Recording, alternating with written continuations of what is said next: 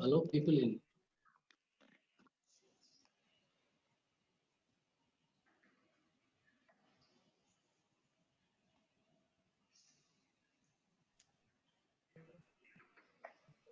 Namaste and welcome to the third session of the storytelling series conducted by the regional level guides of Western region. Today, our story is on Durga Puja and Navratri. And as we all know, Durga Puja, Navratri, Dashara is one of the most popular festivals of India. In fact, this is celebrated almost all across India, right from the north to south, west to east, in various forms. And this is also synonymous with elaborate celebrations that include stage decorations, pandals, visit to pandals with family in West Bengal and Northeast, recital of the legend, enacting the story and chanting the scriptures, public celebrations of classical and folk dances like Garba in Gujarat, and so on. In fact, this is one festival which is almost kind of celebrated pan India, as I informed earlier. As this year we are kind of forced to stay back home and mostly observe this in a little scaled down manner, just for considering the well-being of ourselves and our fellow beings. But that should not dampen our spirit. That's why we have with us today Mondirita Sengupta, who will be taking us to the story behind the rich tradition and bring this festival live. In fact, I would like to thank Mondarita for agreeing to our request and to do the storytelling on Durga Puja and Navratri. Let me give a brief about our storyteller today. Mondirita, popularly known as Mondi, is a Ministry of Tourism recognized regional level tour guide based out of Mumbai, and she is also a spiritual practitioner and healer and an international qualified trainer, a psychological counselor and psychotherapist, an ex-GM of Reliance Industry Limited, currently a consultant with the Reliance Industry. She is also the faculty in the aviation industry for cabin crews and training wing of the American consulate and a corporate trainer as a professional. She is also a speaker healer in the International Yoga Festival. She has a world record. She's a world record holder uh, and also mountaineer. She was in fact felicitated by late Prime Minister Srimati Indira Gandhi. She is a national swimmer, a national award winner, author, and photographer.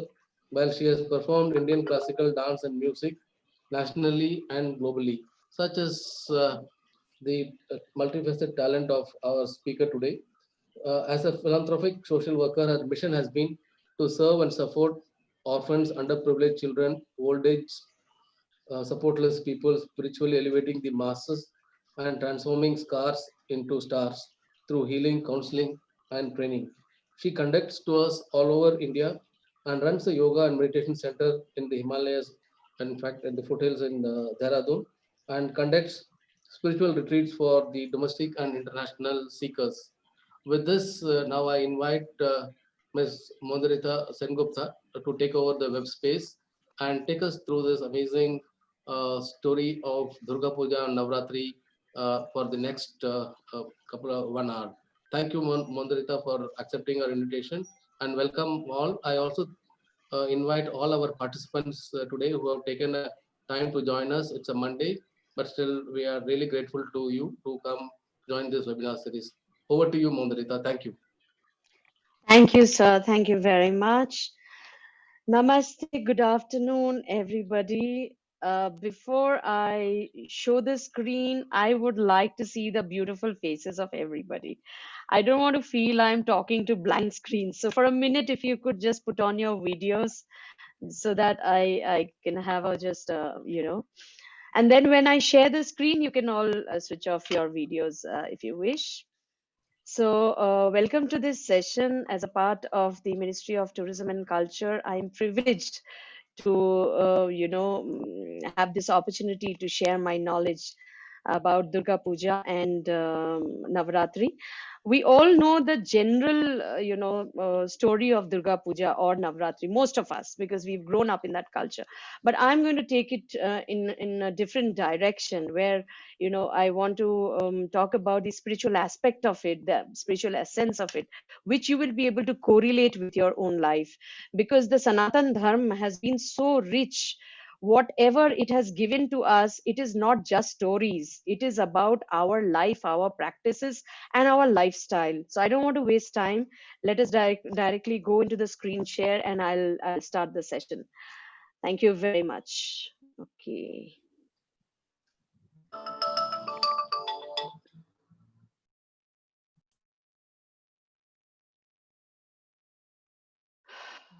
Okay, so this is the basically the contents, the festival or the festival of mythology. Sorry, mythology, significance of the spiritual significance, the esoteric meaning of Durga Puja and Navratri, the significance of the rituals, the Navratri festival, the spiritual significance of Navratri, the relation between the festival and our day-to-day life. That is what I'm going to talk about. So,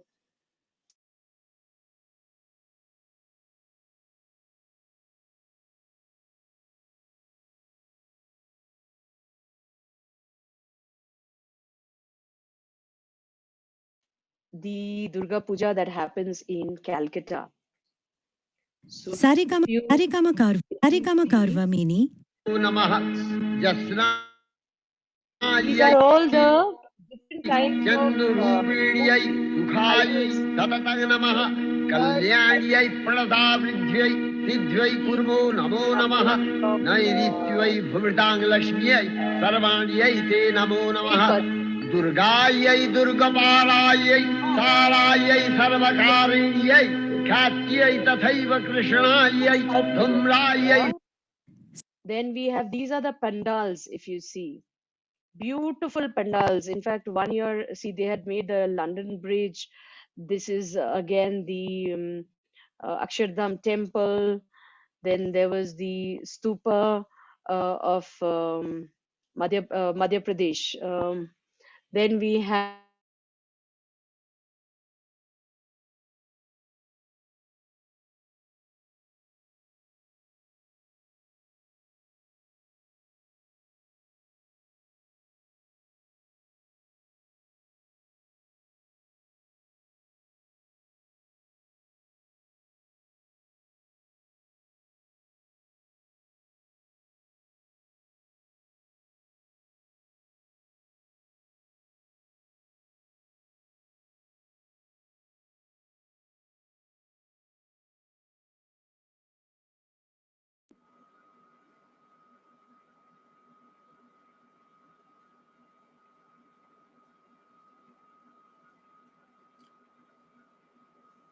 Madhurita,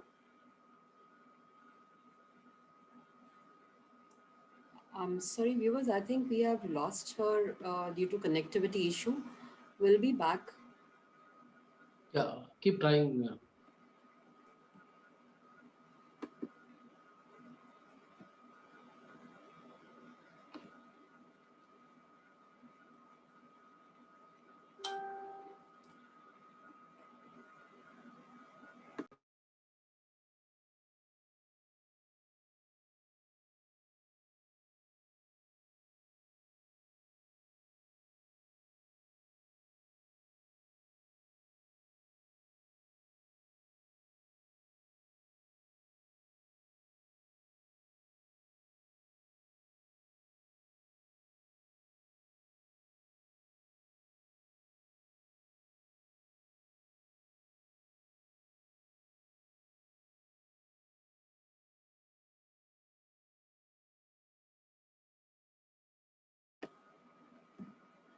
Maury, can you please unmute yourself? You're muted and you can go through. You're back, right? I can see you on the board.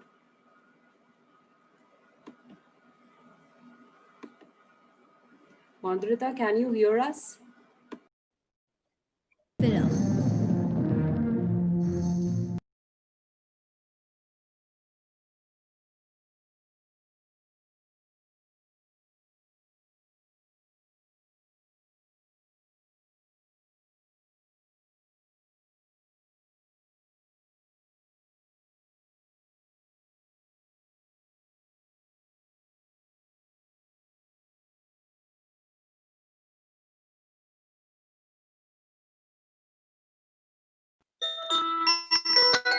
That you desire, without batting an eyelid, the arrogant Mahishasur said, Lord, I don't want any man or god to be able to kill me.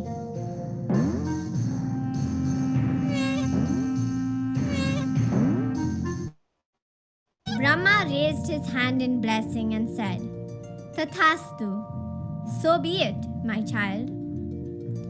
A twinkle in Brahma's eyes gave away the fact that maybe Mahishasur had left a loophole while seeking his blessing. Time would tell. Armed with this boon, Mahishasur considered himself immortal, as no man or god could lay hands on him. In his rage and pride, he practically destroyed the earth. The lands were soon covered in darkness, and his massacres were widespread. Not only that, he chased away the gods out of heaven. Scared, the gods went running to Brahma, Vishnu, and Shiva and narrated their misfortune. The lords Brahma, Vishnu, and Shiva were hopping mad. They conferred for a moment, and then they held each other and started to radiate a blinding light, a light never seen before. Out of this beautiful light was born the 10-armed goddess Durga, the embodiment of Adi Shakti. One by one, the gods approached her and gifted her a dazzling array of weapons. The mighty Sudarshan Chakra was given to her by Lord Vishnu.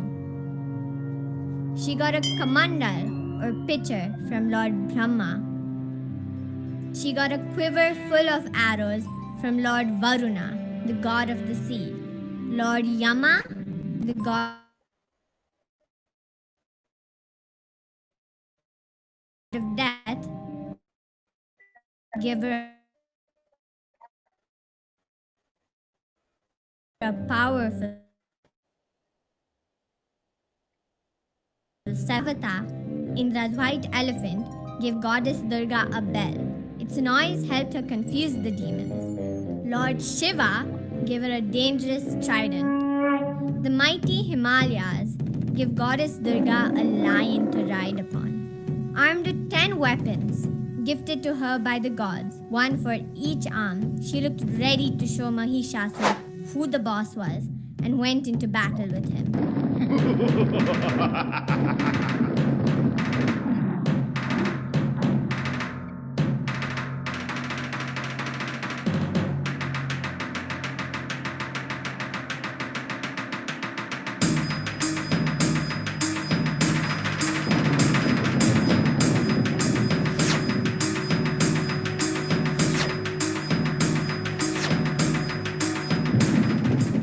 Durga battled Mahishasur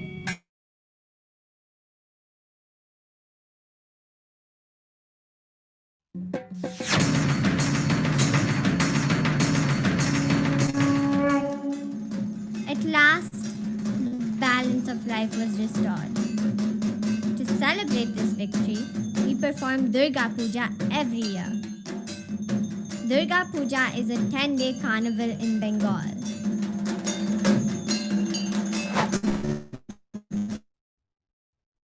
This day is also called Dussehra,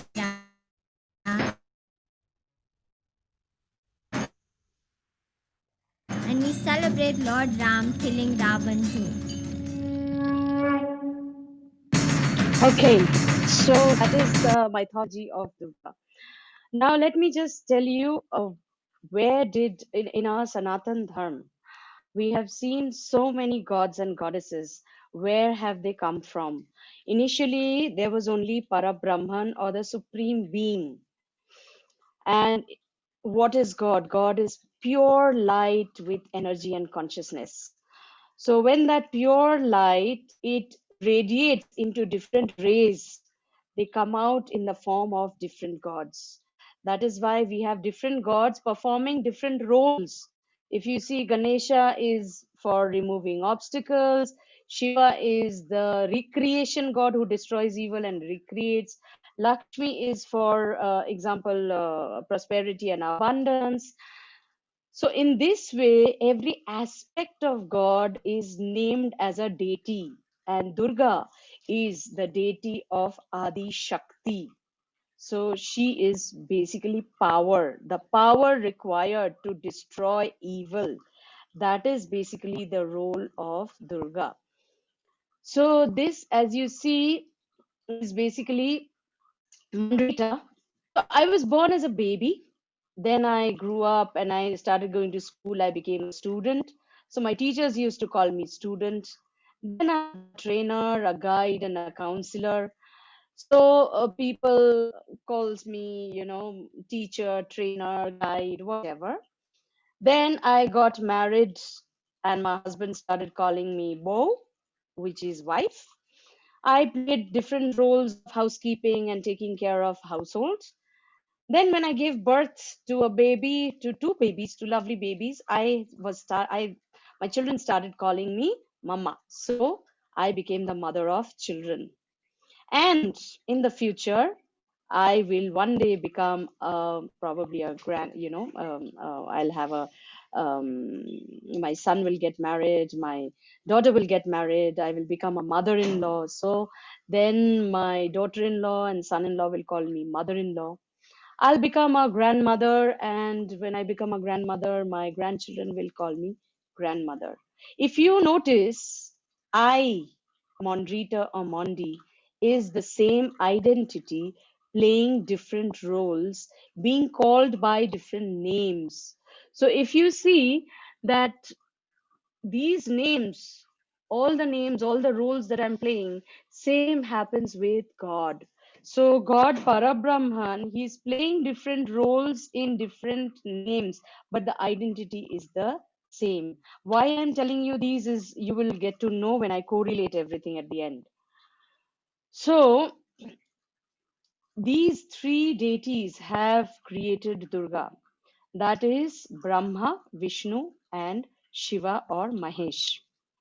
Now, I'll tell you a story. Think about yourself that you want to start a new business. When you want to start a new business, first you will decide whether you want to start a manufacturing business or maybe reproduction or maybe resale. Whatever it is, you collect information, you gather knowledge, you accumulate your capital, and then you invest in that particular business. So the knowledge that you get is from the internet, from books, different areas. Once you start your business, you then employ people in your company. When you employ people in your company, they start working for you. You start taking care of your company. You start taking a lot of care, love, protection. You give protection. You are a provider. Then you are providing to your employees.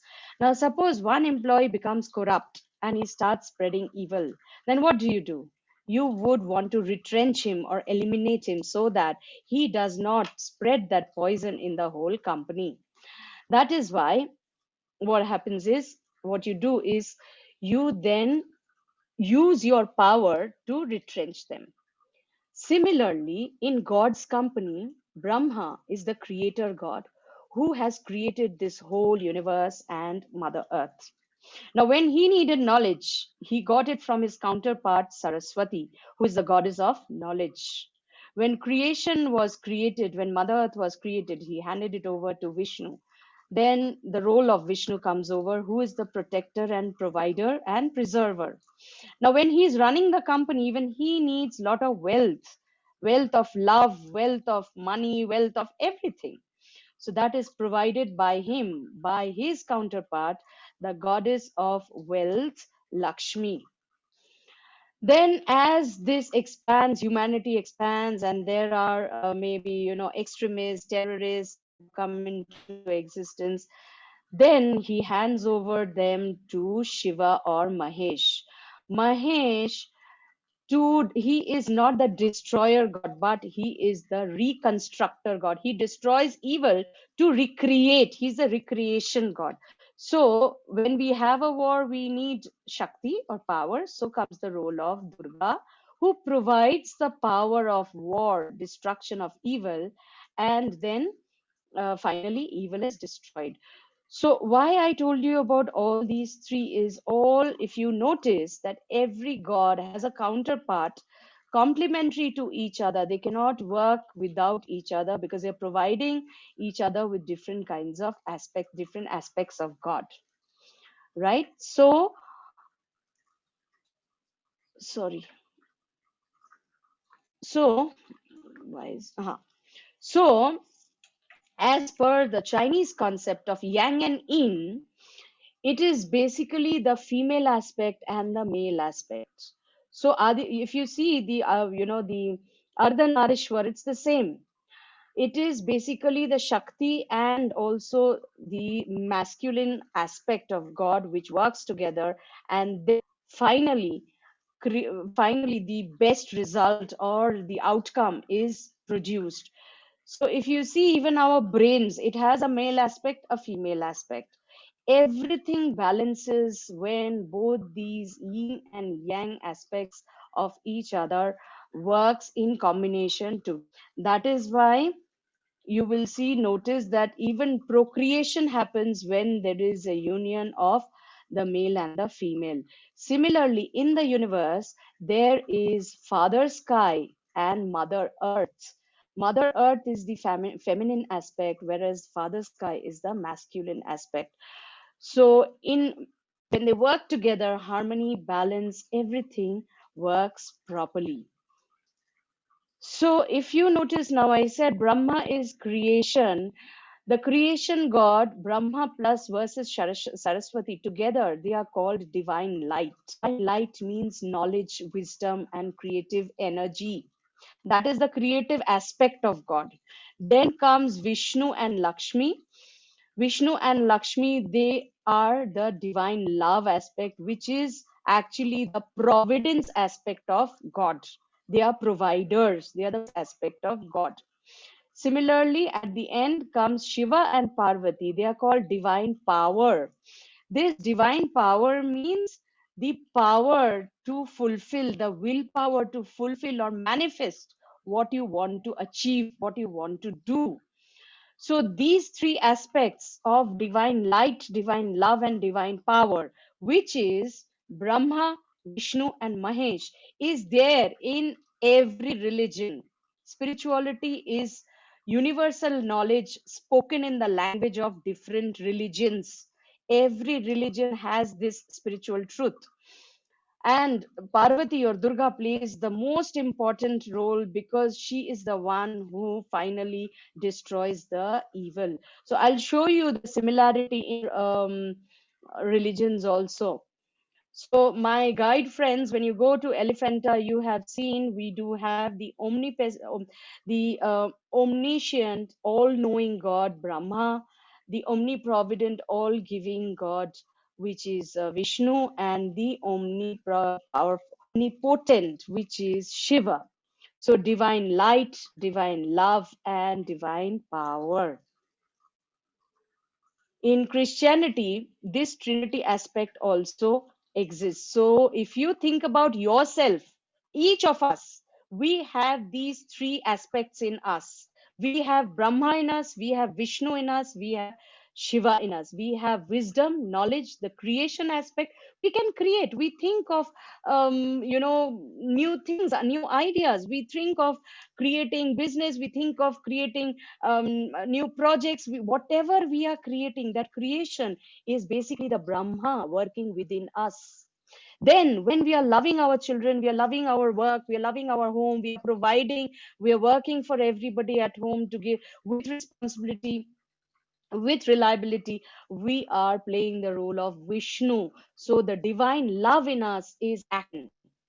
Similarly, when we are destroying evil within us, for example, if you're intolerant, your child is very naughty, what is the child's action trying to teach you?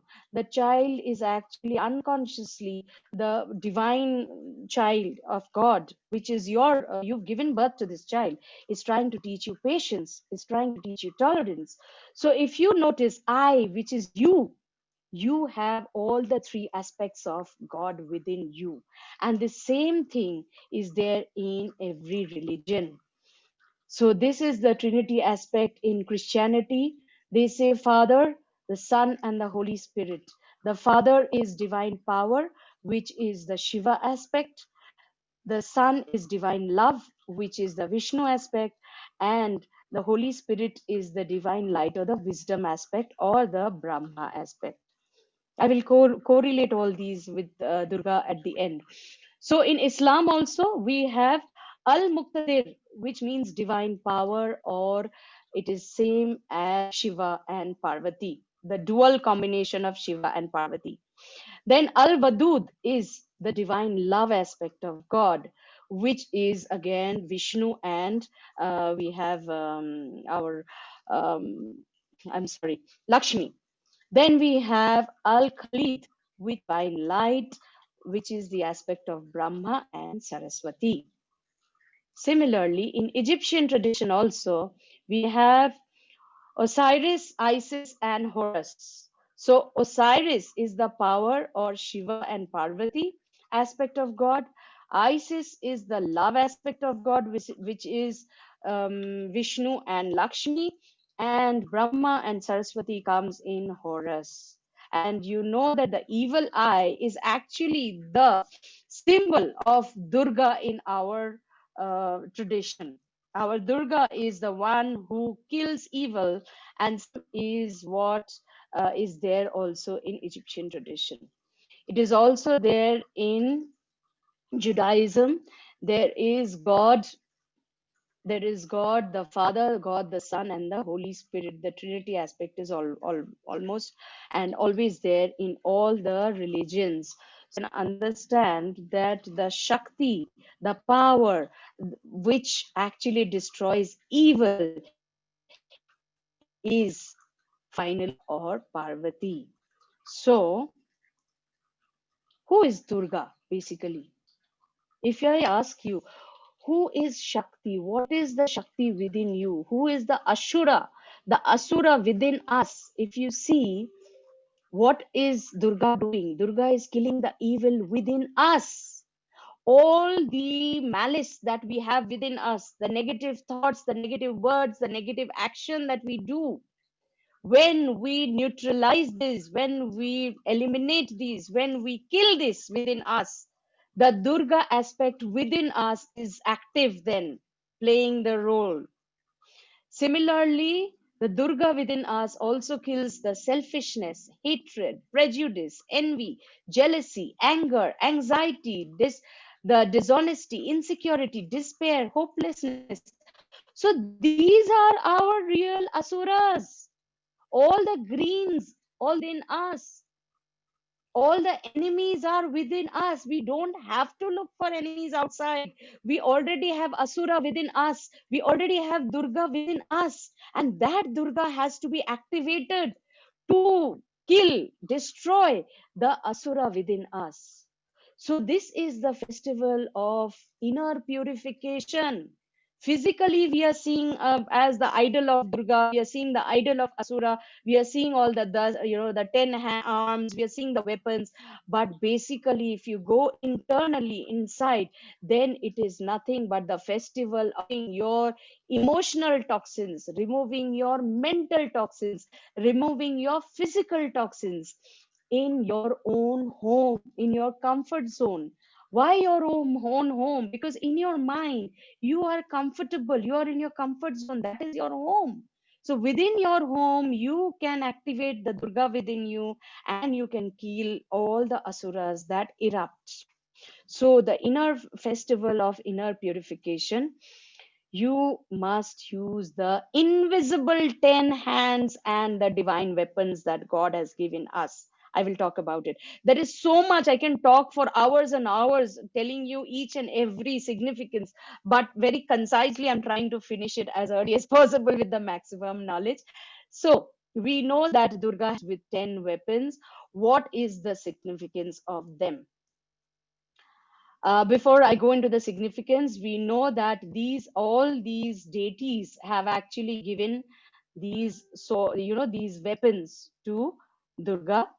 So each weapon actually we have within us. They are all, symbolic basically. So the trident is there, the sword is there, then we have the chakra, we have the conch, we have the spear.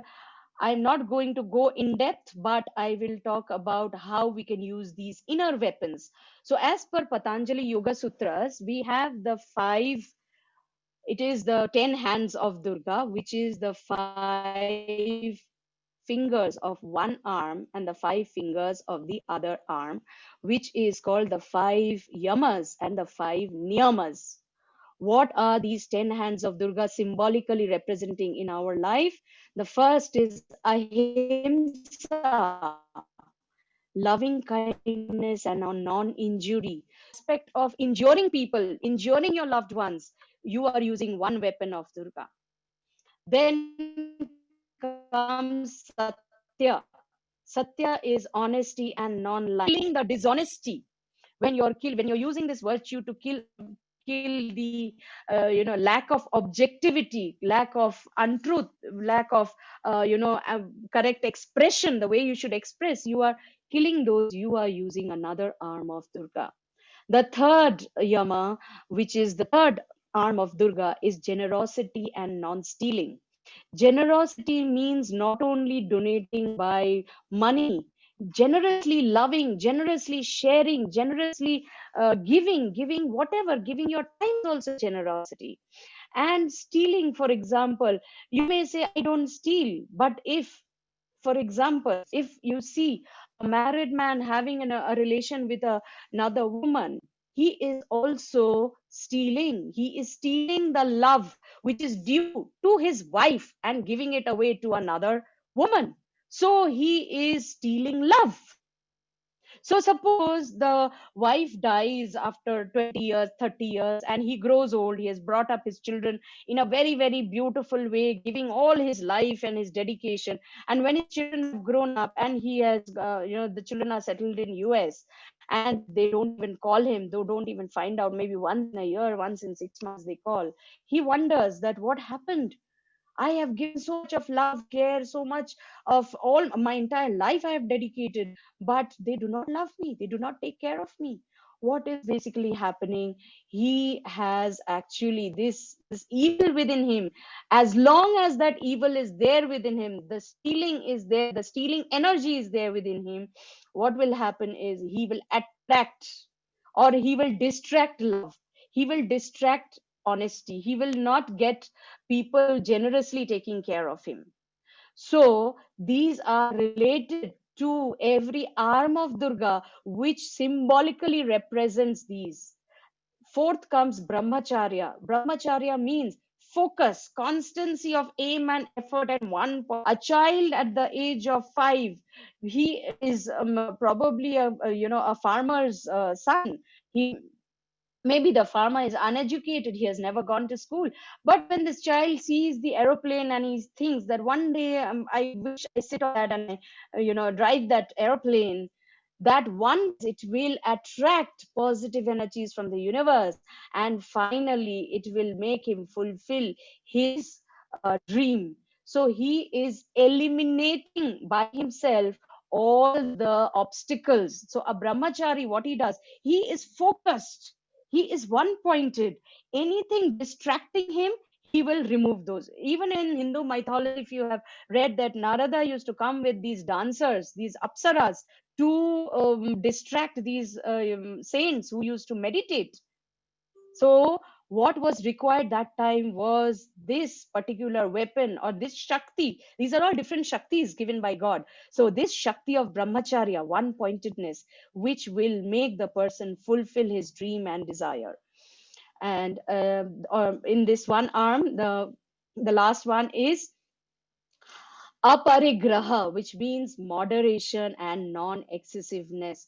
So when there is balance, you are not excessive, you are not addicted to anything, whether it is drinking, whether it is watching TV, whether it is mobile, whatever it is, you have balance in life, everything in balance, then you will have balance in every part of your life. So balance in your nature, when you are destroying the excessiveness, when you're destroying the lack of brahmacharya within you, when you're destroying the stealing aspect within you or lack of generosity within you, when you are destroying the lying, dishonesty within you, when you are destroying the tendency to injure people verbally, mentally, or emotionally, you are using the 5 arms of Durga. Similarly, as per the niyamas, the Patanjali Yoga Sutras have actually explained the other 5 arms, the other 5 Shaktis that God given us. So the first comes purification. And basically, the festival of Durga, the Durga Puja and the Navaratri is basically the celebration of purification. I'm going to come to that in details. So the next comes contentment or meditation. When you meditate, what happens? All your stresses, your tensions, you're killing those. The tensions, the worries, the stresses. So when you meditate, when you concentrate, when you focus, when you go within your home, when you go within yourself, what happens is you get santosha or you get contentment. Next comes tapasa. Tapasa means serving and donating. Tithing means donation. When you are donating, when you're serving, that is a Shakti that God has given us. So when you are serving people, you get Shakti. When you are generously sharing, giving, you are donating, you are actually you are mastering tapasa. Next comes Swadhyaya, which means self-study. Study here means gathering more and more knowledge. Why do we go to school, college? Why do we come to this world? We come to this world because Mother Earth is nothing but the school for every one of us. With every experience we are learning, with every challenge, we are learning something new. We are gathering our wisdom. We are gathering experience. We are gathering knowledge. So it is self-study happening. So the more we are, exposed to challenges like Ma Durga, when she was exposed, she has used her 10 arms. So she has also acquired more knowledge, more wisdom, more power. So that is what self-study or swadhyaya means in one of the arms. The last arm is Ishvara Pranidhana, which means devotion to God and Sharanagati. So here comes the most important aspect of Durga. She is made out of all the aspects of God, the aspects of Brahma, Vishnu, Mahesh. When all those 3 aspects have made her, together combining their energies, she is a bundle of God. So she has lot of devotion. She has lot of Sharanagati. One of her arms are representing Sharanagati means devotion towards your guru or towards your God. Giving you example, Hanumana. Hanuman is basically the devotion aspect of God. That is, he wants to clone himself like Rama. Why? Because he wants to be just like Rama. And when he has that Sharanagati, that devotion, that is the time when Rama gives him the power to move mountains. So this is a very, very important Shakti that God has given us in one of the arms of Durga. When you have devotion and Sharanagati, you can also move mountains. You can achieve the impossible. So these are the representation of the 10 arms of Durga. Now Durga comes, we know in the In Bengal, we see that Durga comes in different transportations. Durga comes to her mother's place with her children to spend 4 5 days with her mother. So when she comes home to her mother, she's completely relaxed. Her children are there playing, having fun. She comes, she's completely relaxed. And those 5 days, once she's over with it, on the 10th day, she kills all the demons, she kills Asura on the 10th day, and then finally she goes back. Now, if you think about yourself, you as the Durga aspect of God in you, when you, during these 5 days of Durga Puja or during these 9, 10 days of Navratri, when you go into your own home, means what? You go into your inner self. Within your inner self, there is peace, there is calm, there is absolutely tranquility, there is bliss. When you go there, there is no stress. It is your own comfort zone. And what does children represent? Children is the creation of Durga. Who are the children of the Durga within us? All the vices and virtues which we have created. For example, if I have intolerance, that is one child I've given birth to. If I have love, I have given birth to another child. If I have intolerance, I've given birth to another child. These are our children. So go inward, inside, introspect these few days. See what are the demons and what are your true children. Preserve the virtues, the good children within you, and demolish all the evil children that you have given birth. Those are your own products. So you see in Durga Puja, what happens basically, everybody wears new clothes, even in Navratri, you wear new clothes, you do shopping. There's so much of excitement. There's so much of, fun. It prepares, people prepare for 1 month, 2 months. Now, what is basically happening? Before you are completely purified, I said the 10 arms, one was purification. That is what happens in Durga Puja. You need to purify your inner self. To purify your inner self, you are actually creating new clothes. What are the new clothes? You are unwearing your old clothes. You are unwearing all your old self, and you're creating your new self.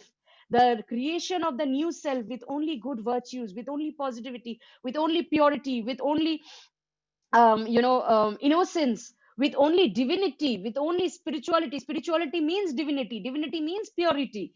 When you are creating that, when you are demolishing all the asuras within you, you are wearing your new clothes for the next 1 year, right? So we have the Shashti, the 6th day, that is what is celebrated in Bengal. Then the 7th day, then the 8th day, Ashtami, Navami, and then finally the Dashami. These are the 5 days when she comes to mother's home. That is, you go into your own home, you celebrate. The celebration is creating the new you, restoring and preserving the new you that is there.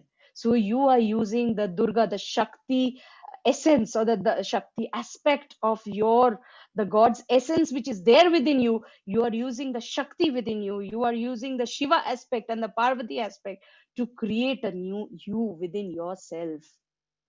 So this I will just show for a minute. This is, you will have basically in Velu month, Durga Puja that happens.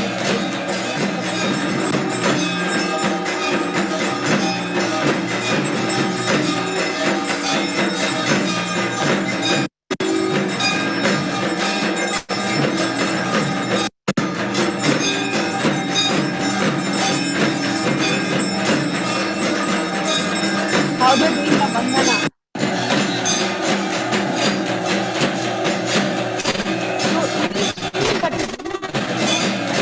Do the Vandana and the Aarti are different.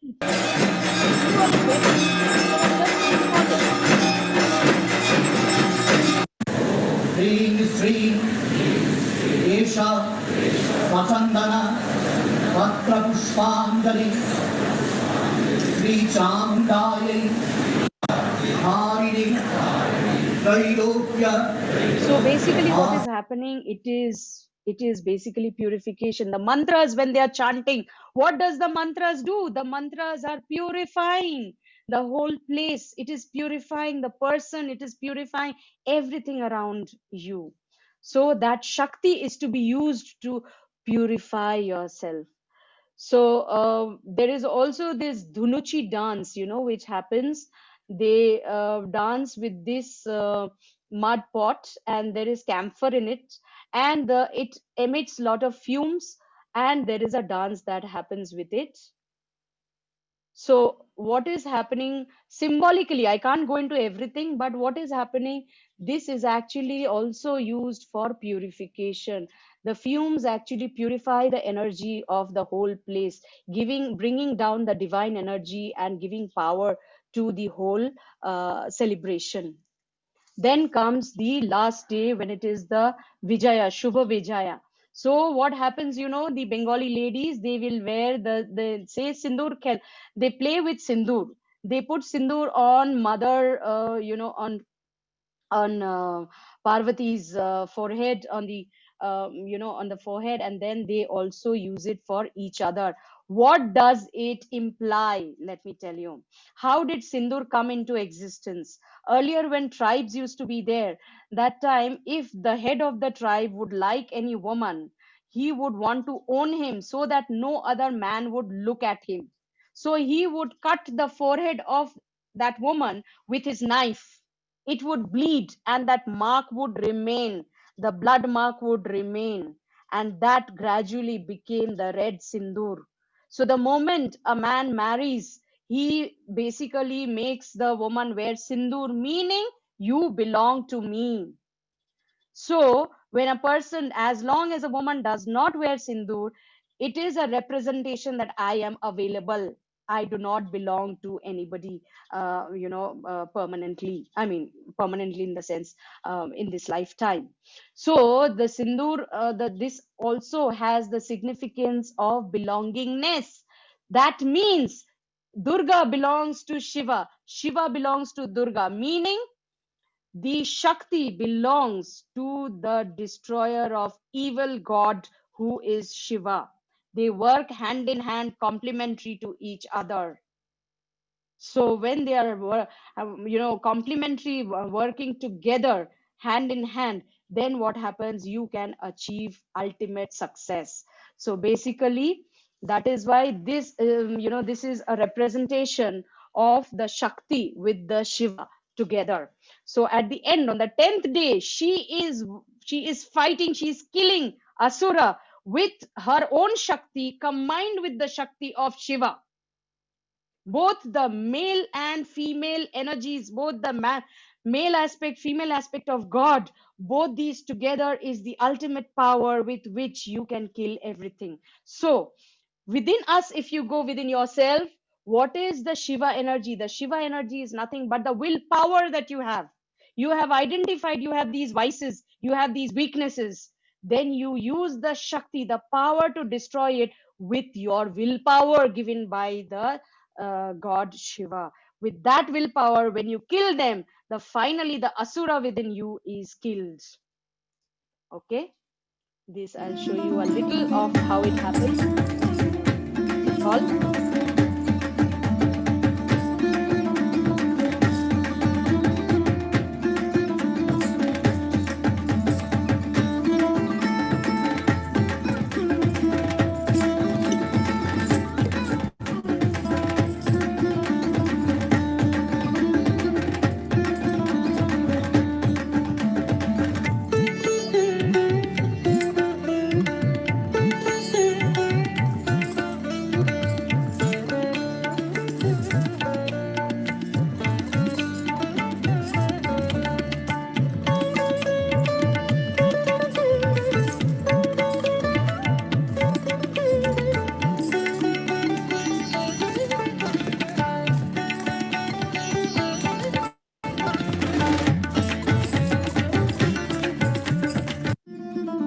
Okay. Then the last day comes when we do the immersion. So the immersion happens usually in river Ganges or in small ponds and all. The immersion basically symbolizes sacrificing all those vices, all those negativities from your life. Permanently, when you sacrifice those and you eliminate those, you throw them out, you release them, you throw them out of your life. If there is somebody, spoiling your life or taking advantage of your life, you throw that person out. You are using your Shiva and Shakti aspect of you. You are using your Durga and your Shiva power within you. The 10th day, basically, what is happening is you are sacrificing all the negativities of your life. That is what the immersion represents or symbolizes. Then we come to Navratri. So, Navratri, we know it happens through the 9 days. Every day, there is a new incarnation of Parvati. For example, so there are the 9 different aspects, different, these are actually, as I said, that I, Mondrita, is playing different roles. This is same Shakti playing different roles in different forms. So Durga is coming in different names with different roles to play in the Navratri. So in Navratri, you see, you keep Vrat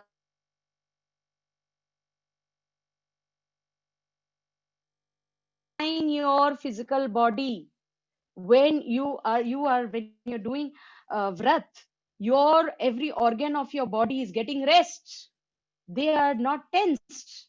They are not stressed that I have to function every day. You are giving rest to them. So what is happening? They are getting purified. And then every day with the new incarnation of the new aspect of Parvati, you are basically taking hold, taking control over the virtues, the strengths of your inner aspects, the strengths of your life. With every day, with every incarnation of different aspects of Durga, you are basically taking control over your positive aspects. You are enhancing your strengths. You are enhancing your um, virtues.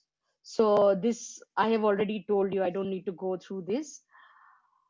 So then comes the Shera. What is happening in the Shera? The Shera, basically all those you have identified, the weaknesses you have identified, the negative challenges you have identified, the negative aspects you have identified, the vices you have identified, you are killing them all on the Dashera day.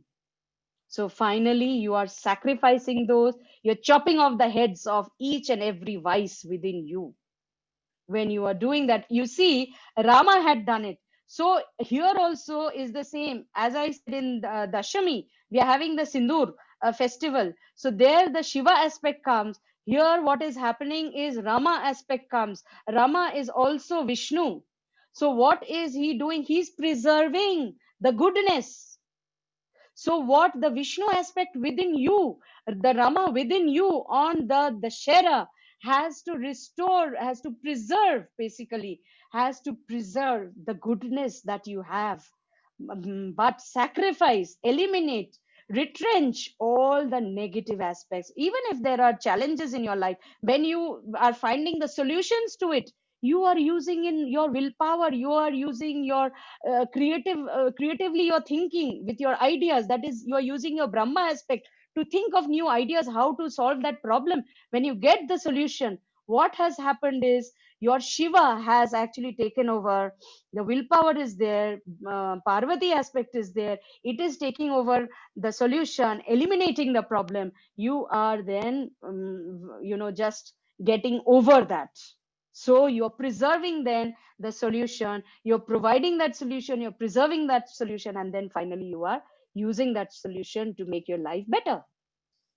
So these are a few things that Mahaparvati has to say to you on Navratri. So bless you on these auspicious Navratras. Happy Durga Puja to all of you.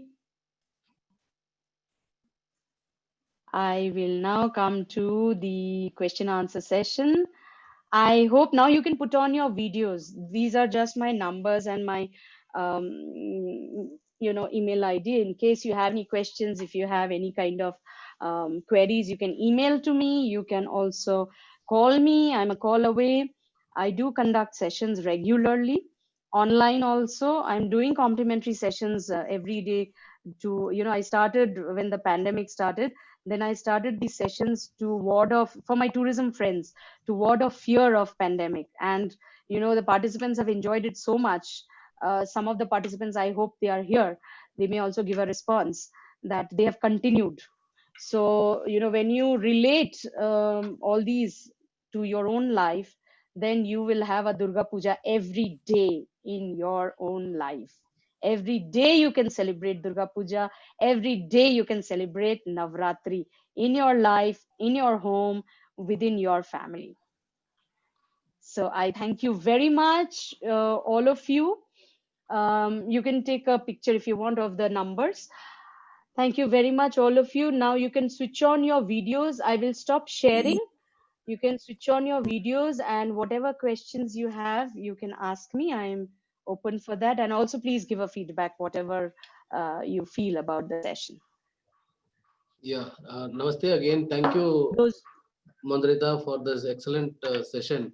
In fact, we just didn't know how the 1 hour passed by. And mainly, I would like to acknowledge the spiritual side of the festival that you brought in. While everybody understands the religious side, but then the idea of the wisdom behind these festivals, that kind of give us was something brought out extremely well.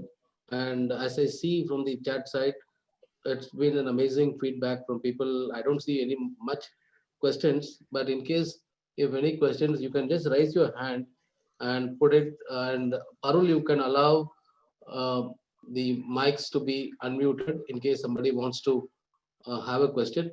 Okay, Uh, sir. you, yeah, you may also put on your videos if you don't mind. I yeah, can you see can put everybody your that you yeah are you can alive, you are there. yeah you can put your videos and raise your hand, and we will unmute so that you can speak and ask the question, or you can put it on the chat for her to look up.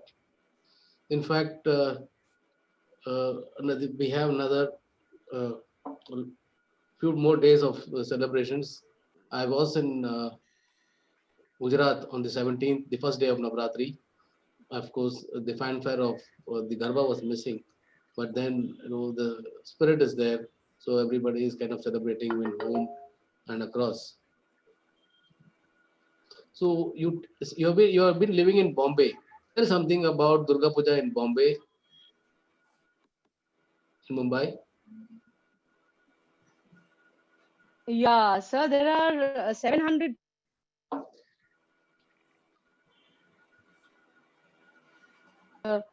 in Mumbai, right? What I have experienced and noticed is, that they follow in every puja. Of course, there are some filmy style pujas that happen also in Mumbai, but rituals that happen, those rituals are absolutely perfectly done, because every ritual has a significance why it is happening. For example, I'll just give you one example, that when suppose they put a red bindi on Mother Durga, it activates the wisdom aspect. Eye is activated, so the mother can see the inner, whatever is happening, the inner wisdom. Similarly, when the diya, when they take the big, pradipa, and then they lamp, that lamp, when they are rotating lights, for example, during the aarti, once they, three times they do it left hand side, three times they do it right hand side. So three times when they're doing it left hand side, what really happens is it removes all negative aspects. And when it is turned into the right hand side, it is energizing with divine energy. It brings down, attracts divine energy and pours down into the whole environment. So the first three times it is neutralizing all the negative energies from the entire environment. Second time it is doing, the right hand side is doing. So this way, each and every ritual that happens has a significance. In every, I think now every 4 kilometers, 5 kilometers, you will find there are Durga Pujas. And Yeah, people great. also go at night with buses and travel from one to the other. Yeah, there's a question from Naina. She's asking, can you explain more about Saraswati? According to my knowledge, she is Saraswati Manasputri is, Brahma. yeah, Yeah, go ahead. right. Saraswati is basically the aspect of God. I'm talking in relevance to Durga or Durga Puja.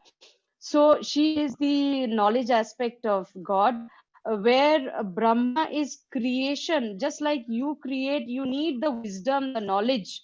So she provides the knowledge of everything, whether it is, for example, in our human life, if you see a singer, any artist who is a singer, a kalakar, they worship Saraswati. Why? Because those skills, those talents, those knowledge, all those are given by Saraswati, which is that aspect of God. So that is what the Saraswati aspect of.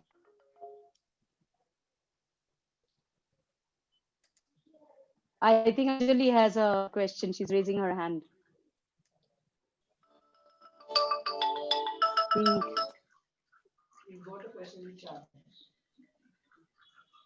Yeah, Anjali, you can unmute.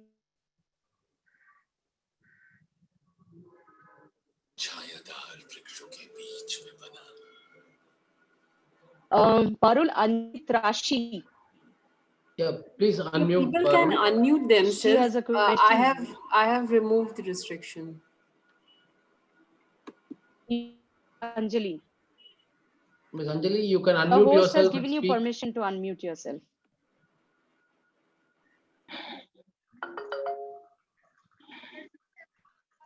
Just press on the icon, the mic icon, and you will be unmuted. Okay, till the time she's unmuting herself, anybody else has any other question? Maria, Modi ji, this is Sanjay Vora from Yes. Delhi. Well, I am RLG in Yes. Delhi, and Jai you've Ji. been knowing. Well, I had the good fortune of attending your. The best Yes, thing I like yes. that people simply think is in India, majority that by doing fasting or just doing dhoop batti to goddess every day we are praying. The best thing I like, Yeah. which I've circulated in my group also, I sent it to you, that these 10 days are like observing and self-evaluation of removing our Yes. defilements. The best thing which touched me, we Hmm. all, like people merely think that by doing these rituals, these dogmas, we can get rid of our sins. But as you said, killing your evils within you, that is the best thing. And the way you have elaborated, very subtle, you have given us, it's an eye opener. I think we all were.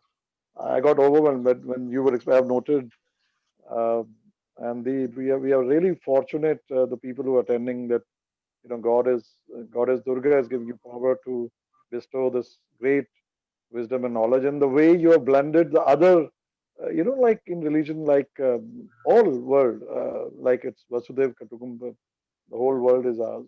I mean, the way even in Islam or Judaism or Christianity, the way you have blended, I mean, it's an eye Thank you. opener. Thank you, Thank sir. you so much, Mandip. Thank you very much. Thank you. Yes, Anjali ji, your question. You have to be a little louder, please.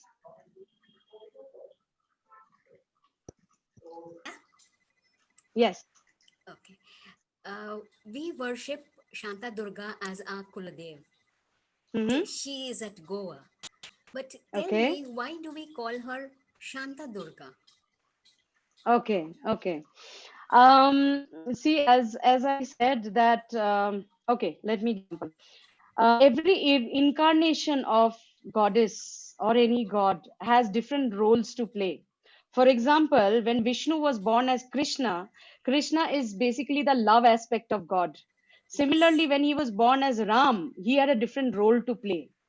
So similarly, Durga's 9 incarnations have different roles when she's taking birth in. So Shanta Durga is basically she's preserving. She is a preserver at that point of time.